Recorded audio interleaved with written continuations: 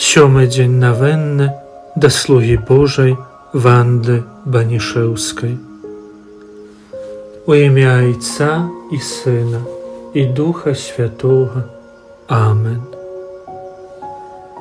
З жыцця слугі Божай. 2 лютага 1941 года сястра Ванда падчас імшы святой перажыла містычнае бачанне.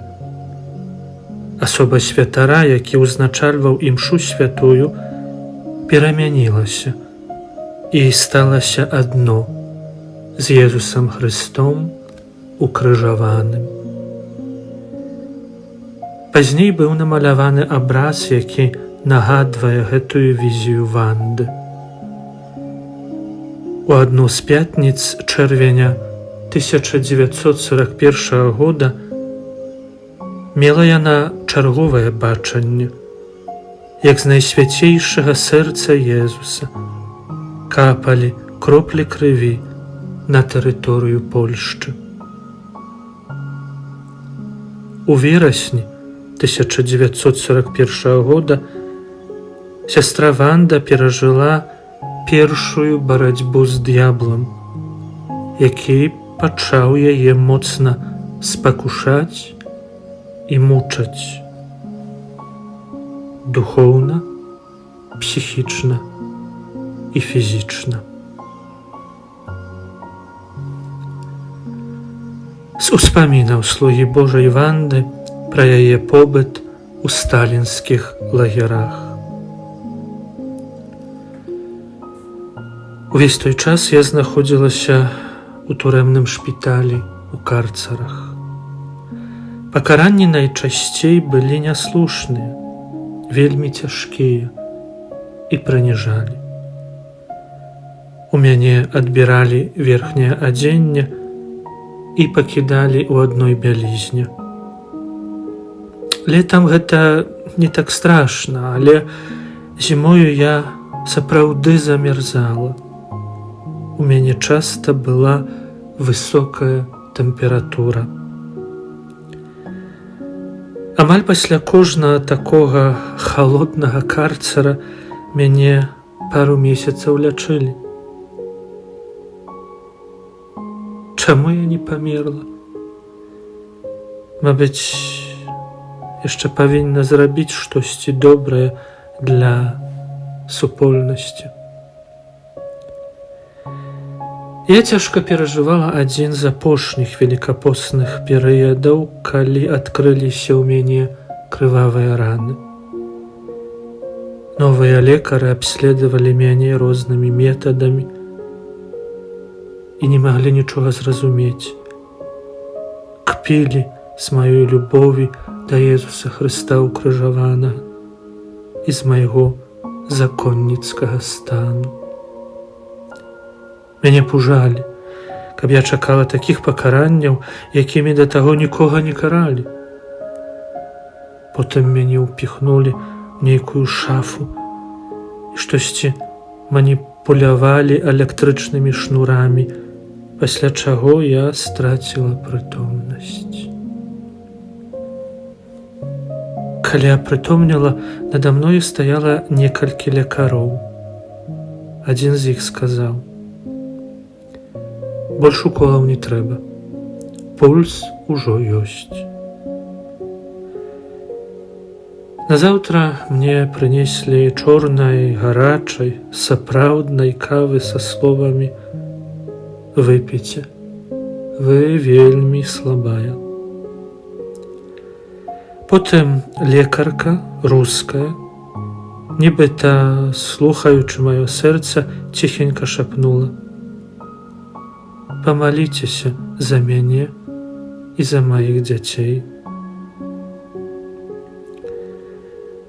Амаль кожны доктар дзівіўся, што я яшчэ жыву.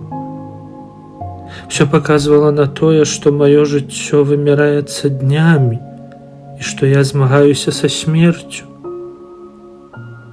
Адзіночкі пусцеюць, а я ўсё застаюся у адзіночнай камеры.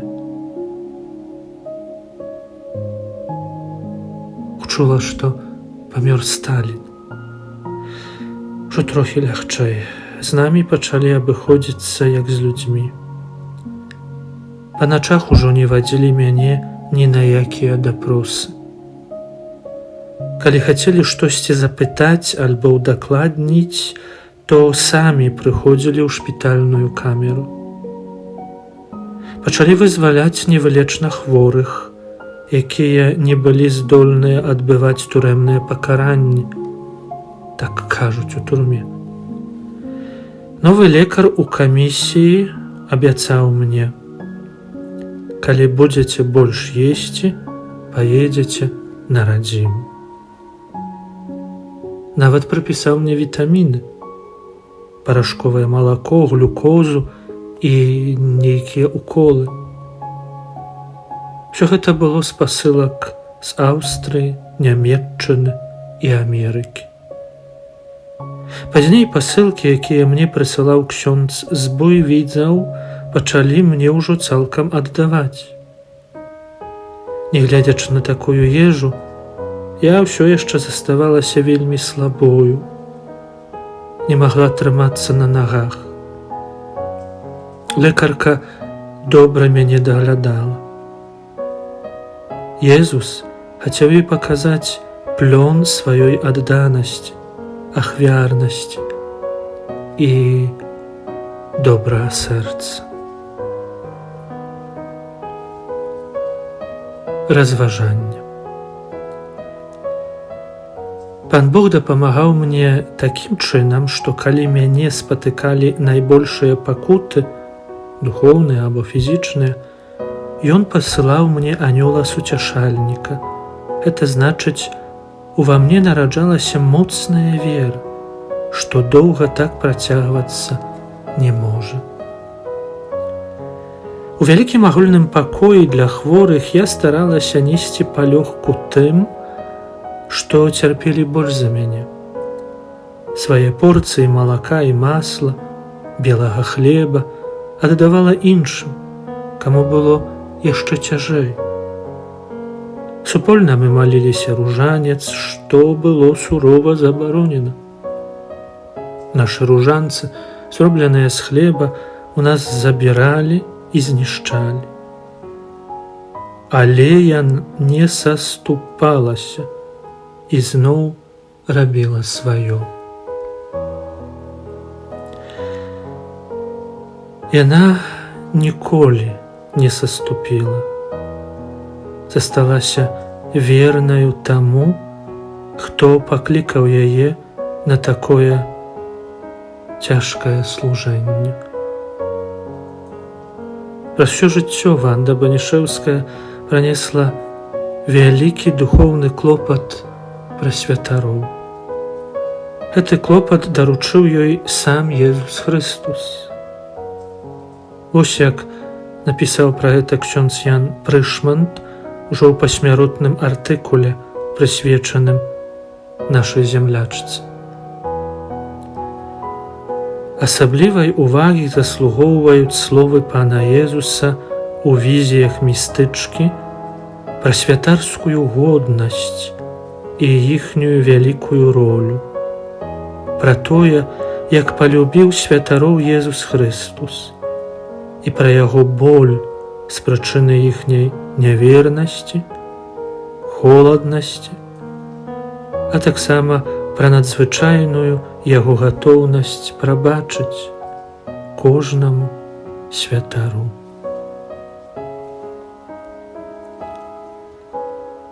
Малітва на заканчэнне праз заступніцтва слугі Божай Ванды Банішэўскай.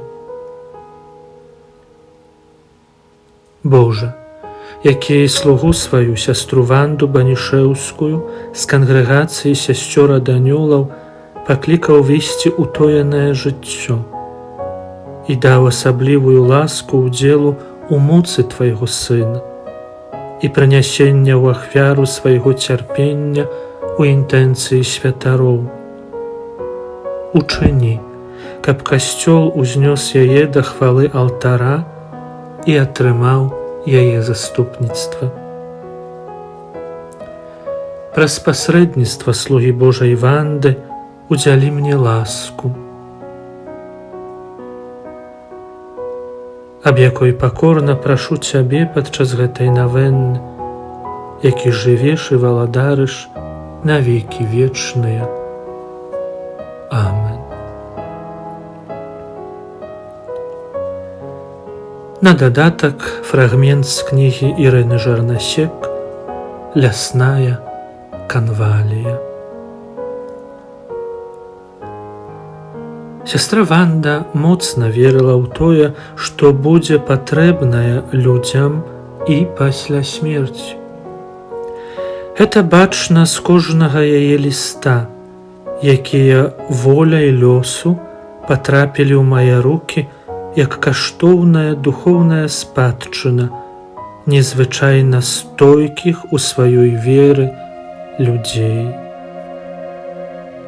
Напэўна ж, у архіве супольнасці лістоў Ванды Банішэўскай захоўваецца нашмат больш, але ўжо і з тых, што я прачытала, добра відаць, якую моцную веру мела гэтая мужная жанчына.